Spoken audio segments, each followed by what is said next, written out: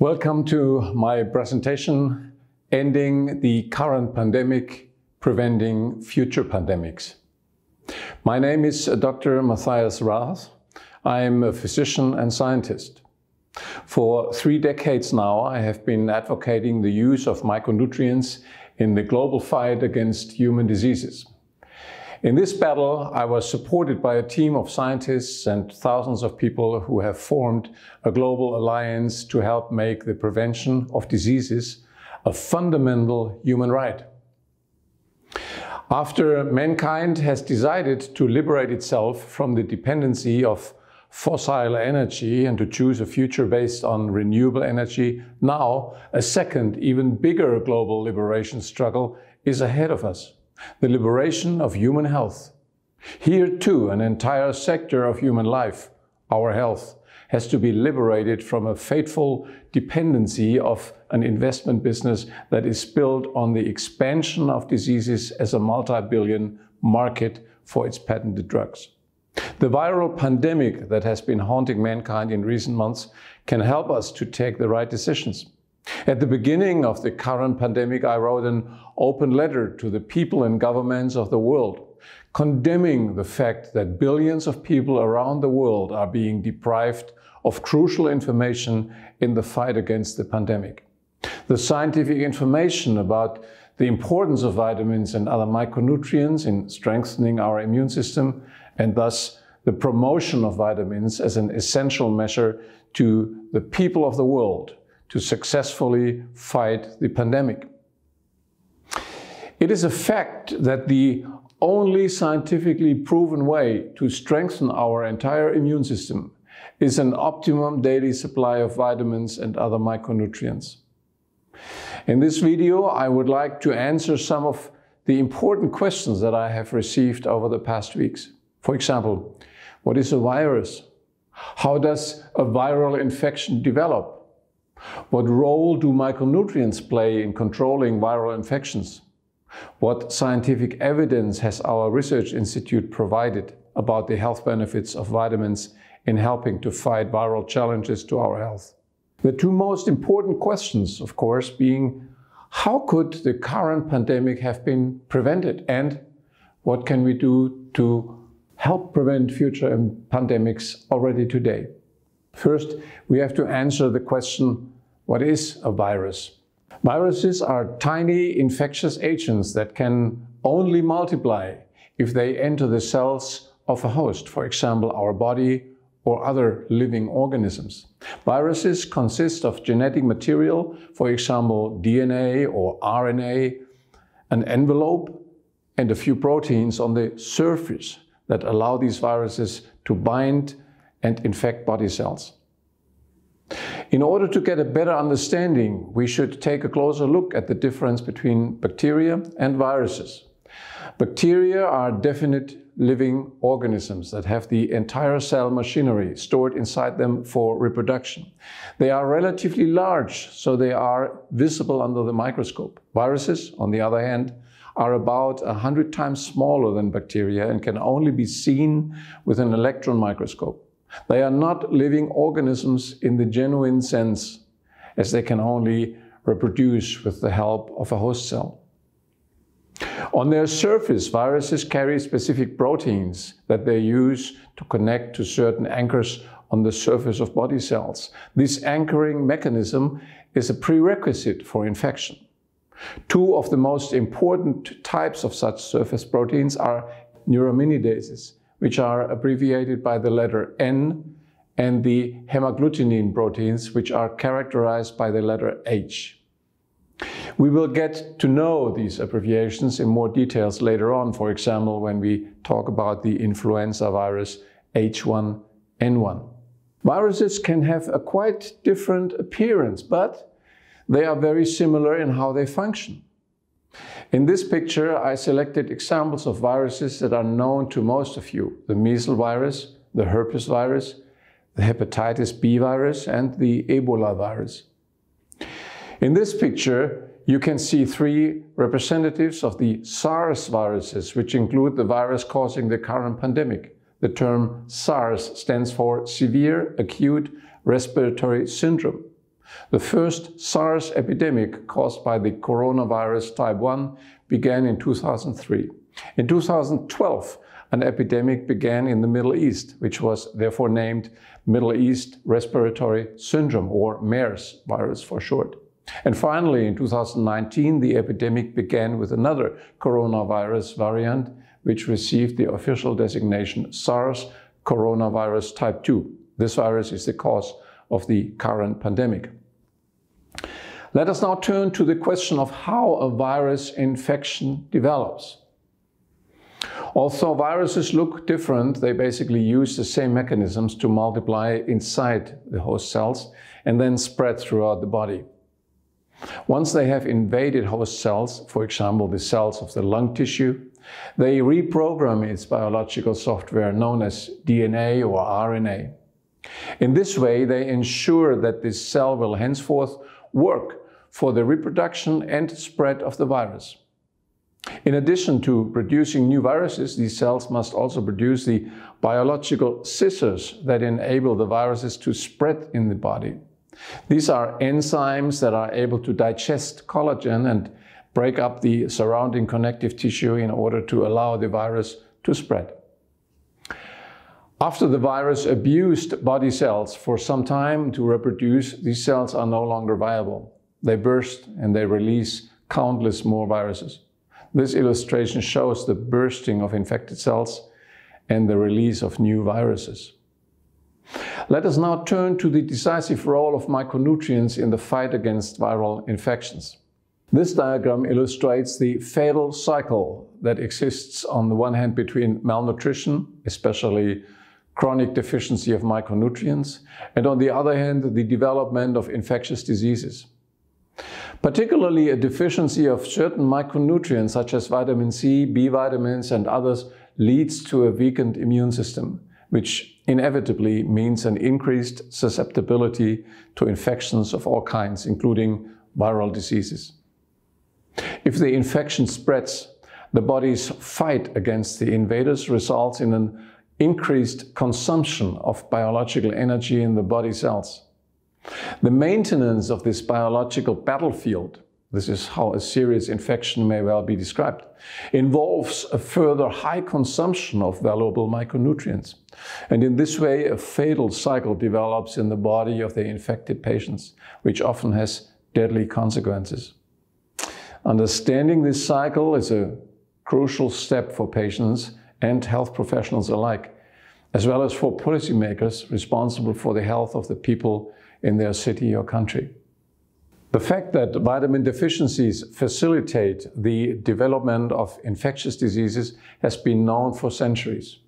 In the case of the sailor's disease scurvy, that is an acute lack of vitamin C in the body, the occurrence of infections was a characteristic feature in addition to severe blood loss.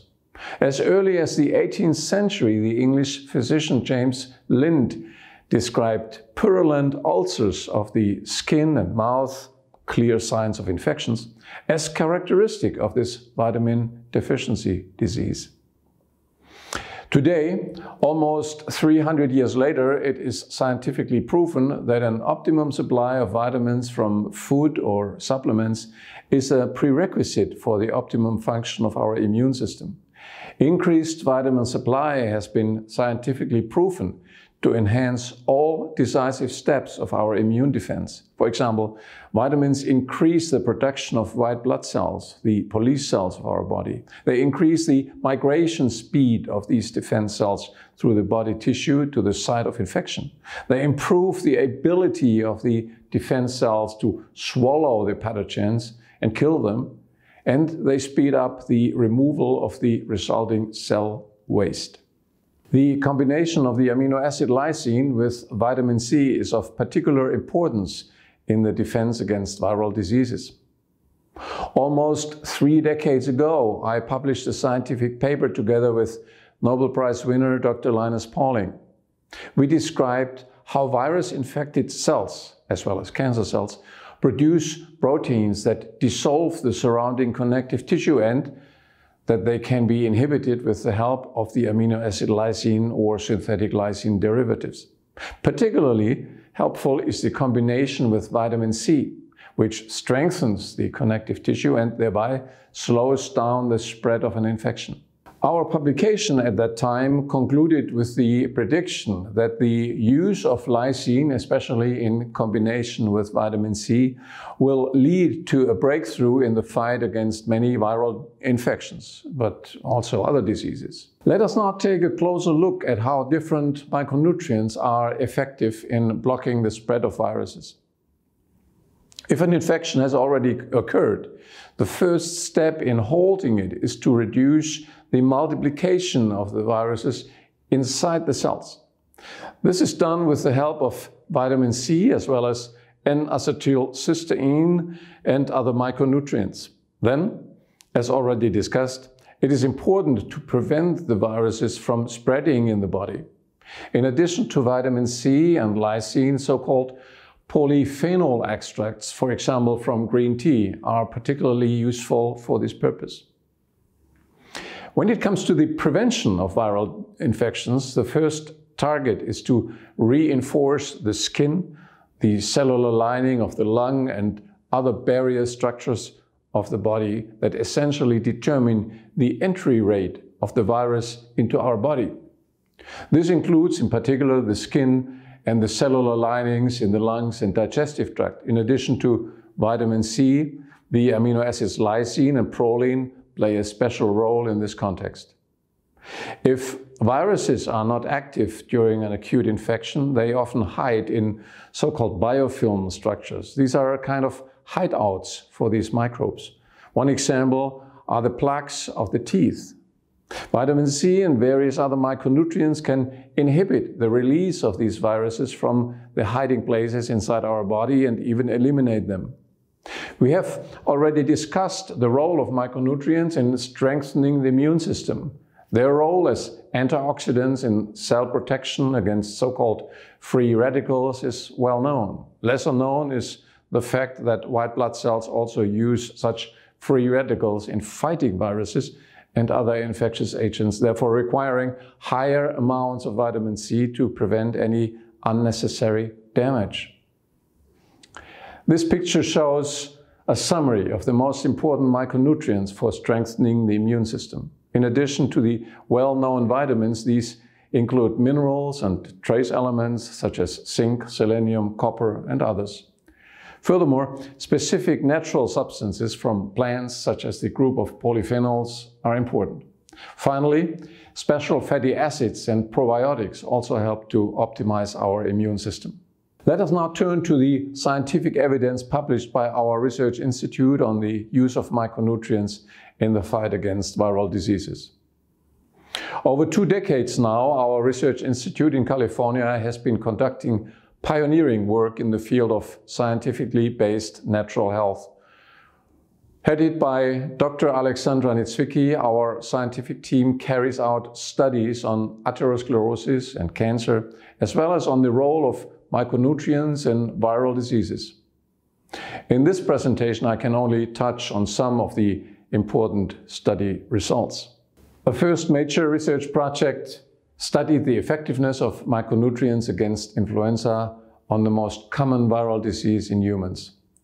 We investigated the influenza virus H1N1, which was named after the aforementioned surface proteins of the virus, hemagglutinin H type 1 and neuraminidase N type 1. We have investigated influenza infections as our first research focus also because until today there is still no effective treatment for this widespread virus. So we wanted to know whether micronutrients are able to reduce the risk of infection and spread of the flu virus. In these studies we have gained numerous insights that are also important with respect to other viral diseases. The micronutrient combination we developed at our institute was able to inhibit the production and activity of the neuraminidase enzyme on the surface of the influenza virus. Without this enzyme activity, these influenza viruses are not able to penetrate and infect the body cells. The same micronutrient combination was able to inhibit the multiplication of the flu virus inside the infected cells, so that the virus could not continue to spread. In these test series, it was particularly interesting to note that this micronutrient combination was much more effective than vitamin C alone in inhibiting the multiplication of the viruses inside the infected cells. Whereas vitamin C was able to suppress virus multiplication by 20%, the combination of micronutrients was able to inhibit viral multiplication by more than 70%. These study results emphasize the importance of the micronutrient synergy, that is, the positive interaction of several natural substances in the fight against viruses and other invading agents. A second type of virus we studied was influenza type H5N1, better known as the microorganism causing bird flu. While the name implies that the virus infects only birds, it also causes diseases in humans. Compared to the widespread influenza virus H1N1, the bird flu virus can cause even more severe diseases. To combat the bird flu virus, the World Health Organization, among others, recommended a pharmaceutical drug called Tamiflu. We studied the question whether the micronutrient combination we had developed was superior to the pharmaceutical drug Tamiflu in the fight against the dangerous type of influenza. If human body cells are experimentally infected with the H5N1 virus, 80% of the cells die and only 20% survive. This value is used as a control. If these virally infected human cells are simultaneously treated with a micronutrient combination, there is a dramatic difference. Instead of a survival rate of only 20%, now 90% of the infected cells survive. This means that in the presence of this micronutrient combination, the virus has largely lost its destructive effect inside the cells. In contrast, the Tamiflu drug has a much lower protective effect, with only 50% of the human cells surviving. Another globally marketed pharmaceutical drug, amantadine, showed no effect at all compared to the control. In short, micronutrients protected the infected cells in a much more effective way than the pharmaceutical drugs recommended by the World Health Organization. Micronutrients are also effective against other viruses. At our research institute and in cooperation with other research institutions, we have proven the significance of micronutrients in combating not only the flu virus and the bird flu virus, but also HIV, the virus associated with AIDS. We can provide you detailed information on our website from our research institute. Other research groups have found a similar effect against many other viruses, including herpes virus, cytomegalovirus, and others. Let's now turn to the question how the current pandemic could have been prevented. How can an infection turn into a pandemic? There are two preconditions for an infection originating in one region of the world to spread globally and become a pandemic. They are, first, a mutation in the genetic material of a virus that makes it more aggressive. Second, a weakened immune system of hundreds of millions of people, rendering their bodies susceptible to infections. Let's talk about the first precondition that makes a virus more aggressive. Here you see the structure of a virus, its basic biological architecture. One of the decisive factors that determines both the risk of an infection and the severity of the viral disease is the difference in the amino acid structure of the proteins on the surface of a virus. Viruses frequently mutate, that is, the genetic material changes over time. This leads to a change in the structure and the function of the building blocks, the amino acids that build up the surface proteins. These random mutations in the genetic material can significantly increase the risk of infection, turning a previously harmless virus to become more aggressive, thereby starting an epidemic. A particularly striking example is the Spanish flu that started at the end of World War I. A minimal structural change, the random replacement of one single amino acid in a surface protein, transformed a conventional flu virus into an aggressive variant. While the appearance of the Spanish flu virus is the same as the normal flu virus, the influenza virus, It had turned into a deadly microorganism. This change was based on the exchange of one single amino acid in a chain of over 400 amino acids that make up this viral surface protein. In the illustration here, this amino acid substitution is marked with a red star. A similar structural change caused by a genetic mutation turned the earlier coronavirus into a more aggressive variant that was able to cause the current pandemic.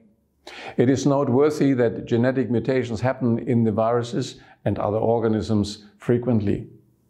They are random events that cannot be prevented.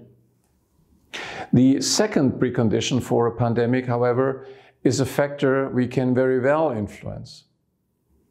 This second factor that determines the speed at which viral diseases spread globally is a weakened immune system of hundreds of millions of people on this planet.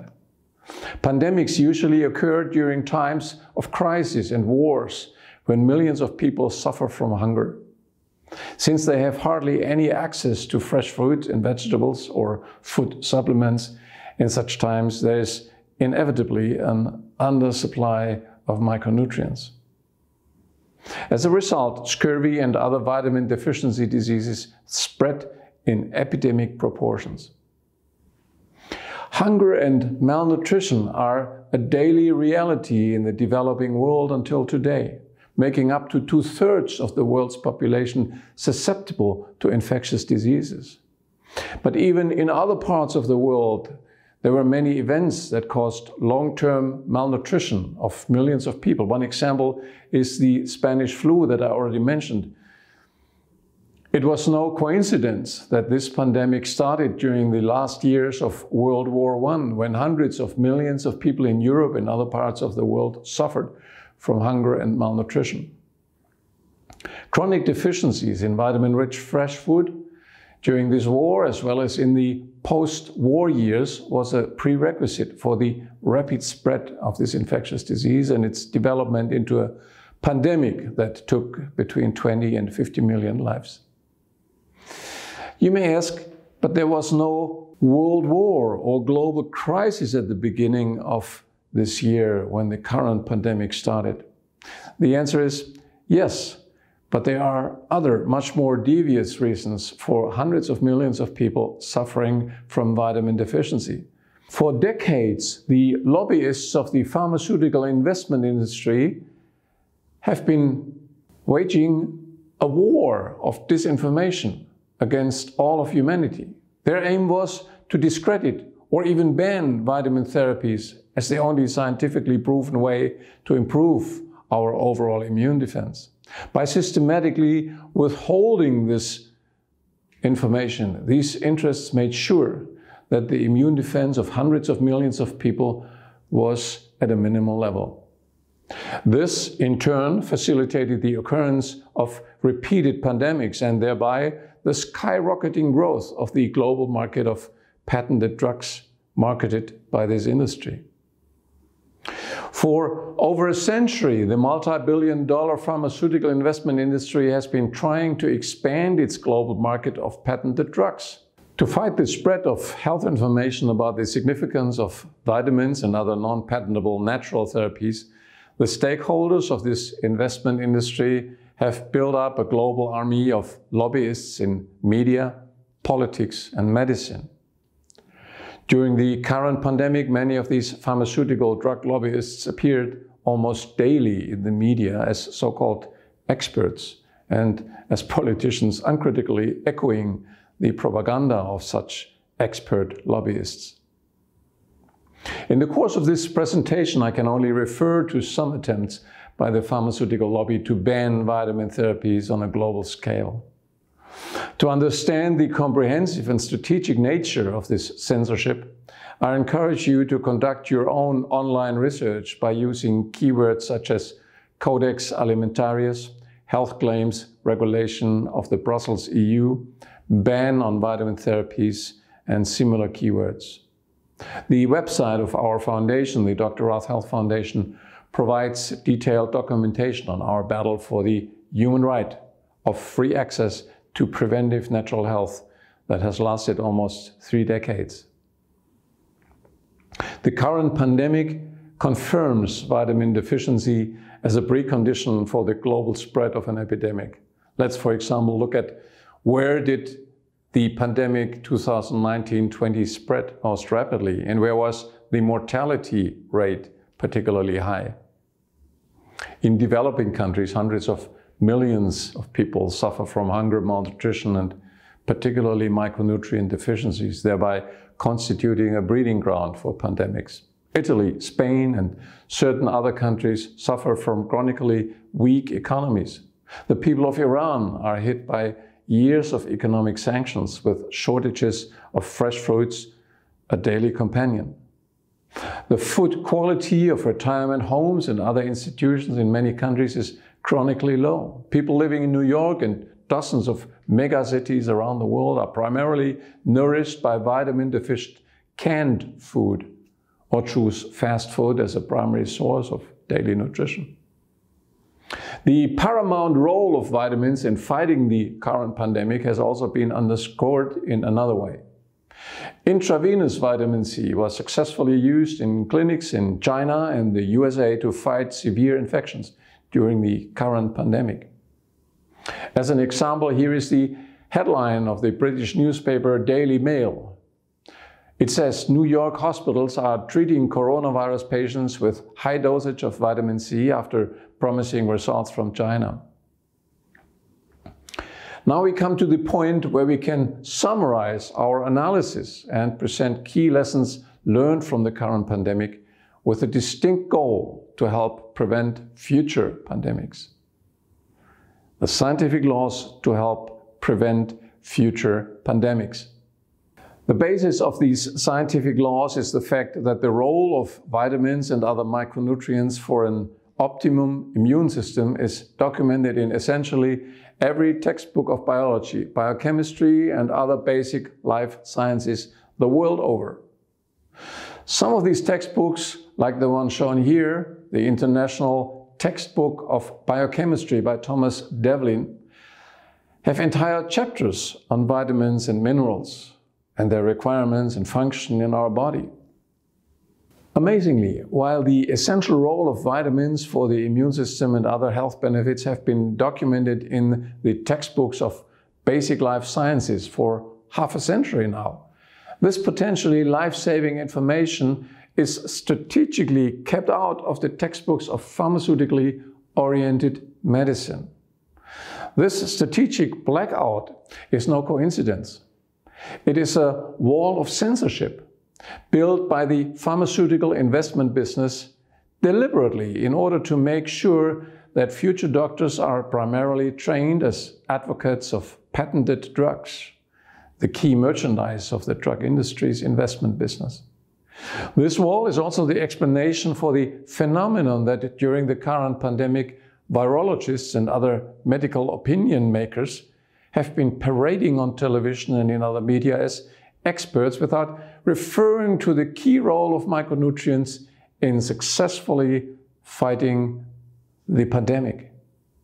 Some of these so-called experts went so far as to discredit the above-mentioned health facts on vitamins from the textbooks of biochemistry and biology as fake news. This sobering analysis makes it necessary to bring the lessons from the current pandemic into an equation with almost mathematical clarity. This clarity is the precondition for the global acceptance of this equation as a key for humanity to prevent future pandemics. Let's have a look at this equation to prevent pandemics. We already talked about the fact that the chances to prevent future pandemics are essentially dependent on two factors. First, the aggressiveness of a newly emerging virus, and second, the strength of the immune system of the people of the world. Thus, the stronger the immune system of the people and the lower the aggressiveness of the mutated virus, the higher the chances to prevent a pandemic.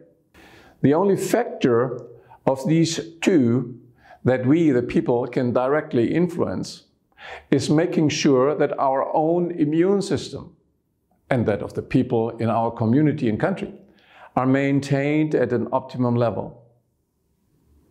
And there's only one scientific way to achieve this, by an optimum daily intake of vitamins and other micronutrients in our diet or in form of nutritional supplements. If we strengthen our immune system, we can increase our chances to prevent a pandemic. From this equation, we can also learn that an optimum immune system is the best measure we can take ourselves to prevent future pandemics, irrespective of the aggressiveness of a newly emerging virus or another infectious agent. If the conditions for the occurrence and the prevention of pandemics can be summarized in such a logical equation, we can be sure that the stakeholders of the pharmaceutical investment business know this equation. In fact, these special interests have been trying to distort this scientific equation to serve their ruthless business interests for almost an entire century. Towards this end, they have employed a simple trick. They have tried to strategically eliminate one of the two factors in this equation. To accomplish this goal and to keep the basic knowledge of biochemistry and biology out of medical practice and education, and ultimately out of the awareness of humanity, they have built up an army of lobbyists in politics, medicine, media, that have no other task than to spread the fake news of their truncated pharma equation. By strategically eliminating one factor, namely the possibility of millions of people to strengthen their immune system through nutrition, this fake equation of the pharmaceutical investment business reads: the chances to prevent pandemics depends solely on patented drugs or patented vaccines, marketed with the claim to reduce the aggressiveness of a newly emerging virus.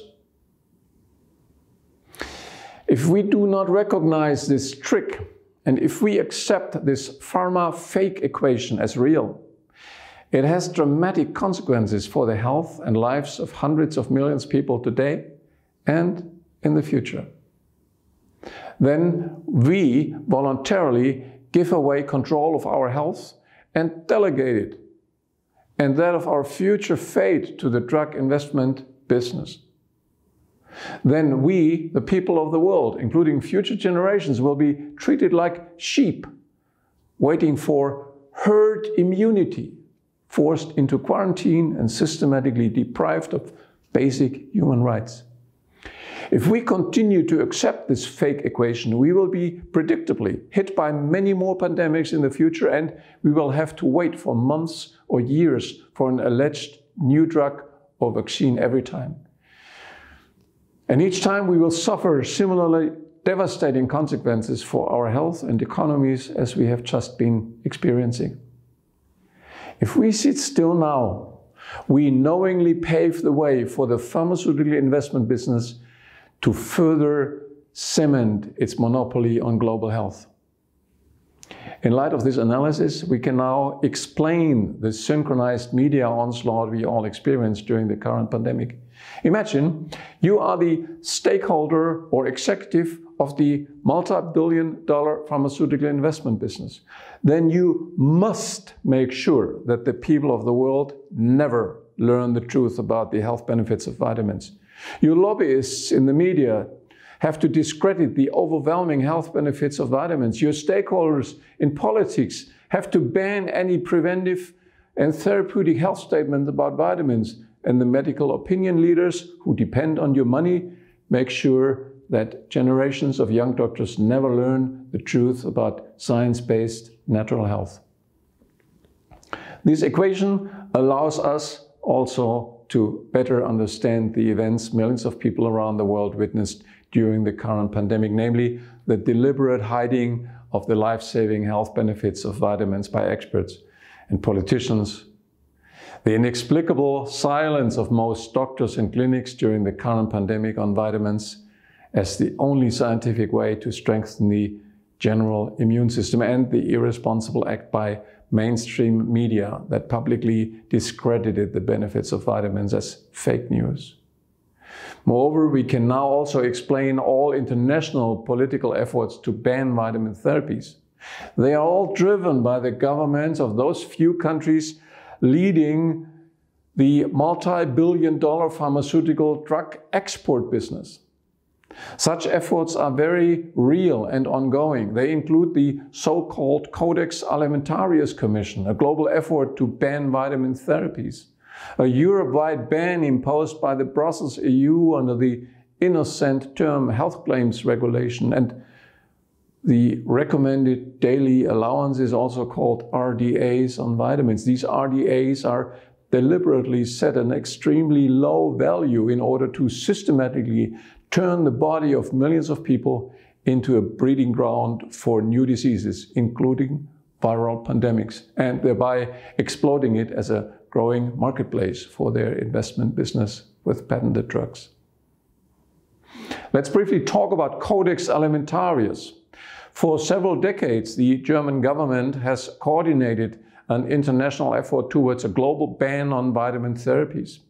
The codename Codex Alimentarius concealed the true nature of this effort, a global ban on natural health as a protectionist measure on behalf of the multinational pharmaceutical drug exporters. Already 20 years ago, our Health Alliance protested against these plans with demonstrations in Berlin and other cities. In my speeches at these rallies, I warned the representatives of the German government that hosted these appalling conferences. Their plans, I said, would inevitably lead to epidemics with preventable diseases in the future. Exactly that is what the world is witnessing now, 2 decades later. And already at that time, we said no to these plans on behalf of the health interests of the people of the entire world. I think it is time that the people of the world, everyone watching this video, joins in this effort now. Or how many pandemics do we want to go through in the future? Let's briefly address vaccines that are currently propagated by the pharmaceutical lobbyists in medicine, media, and politics as the only answer to the current pandemic. Even a potential vaccine against the virus causing the current pandemic is only directed against this single virus. Such a vaccine will not protect against future infections, epidemics, and pandemics with mutated viruses or other pathogens. On the other hand, a healthy immune system strengthened by regular optimum supply of vitamins can help you to avoid future infections and reduce their spread.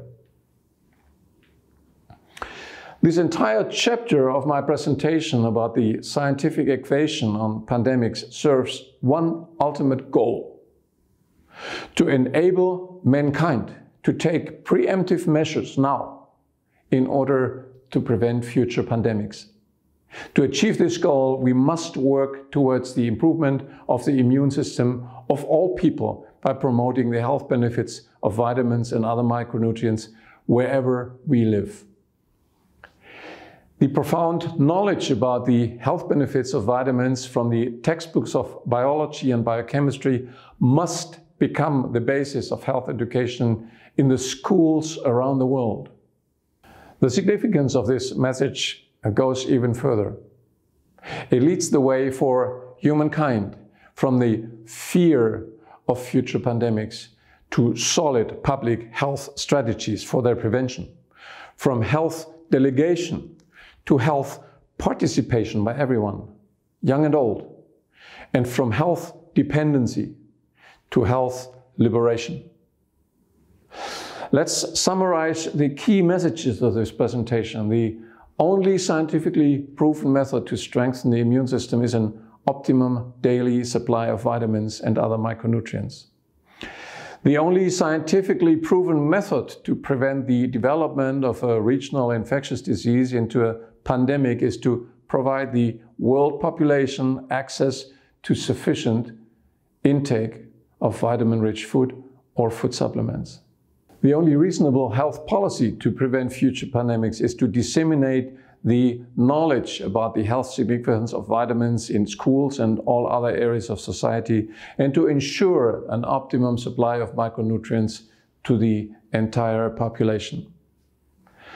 So if you consider this information important, what can you do now? You can help to spread this information. Share the link to this presentation with your family, friends, and with the people living in your community. After viewing this video, you may conduct your own research into the health significance of vitamins and other micronutrients, and on the internet look for answers. In the world's largest health library, for example, PubMed.gov, you will find tens of thousands of studies on keywords such as infections plus vitamins or immune system plus antioxidants, and on similar search terms. And I call upon you not to believe any of the so-called experts or politicians, newspapers or television programs any longer, as long as they hide or discredit the health benefits of vitamins in strengthening your immune system. Read the open letter in which I address the people and governments of the world on the current pandemic. You can see the URL here.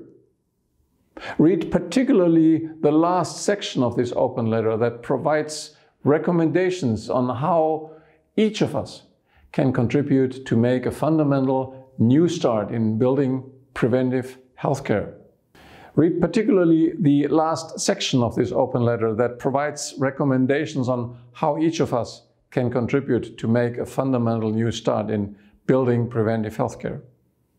There are useful recommendations in particular for local politicians, national governments, governments of developing countries, health-conscious people, doctors, scientists, and most importantly, all those millions of people like you, who will be most affected if we do not act. And the pandemic is still ongoing in many parts of the world and continues to threaten millions of people, especially in the developing world.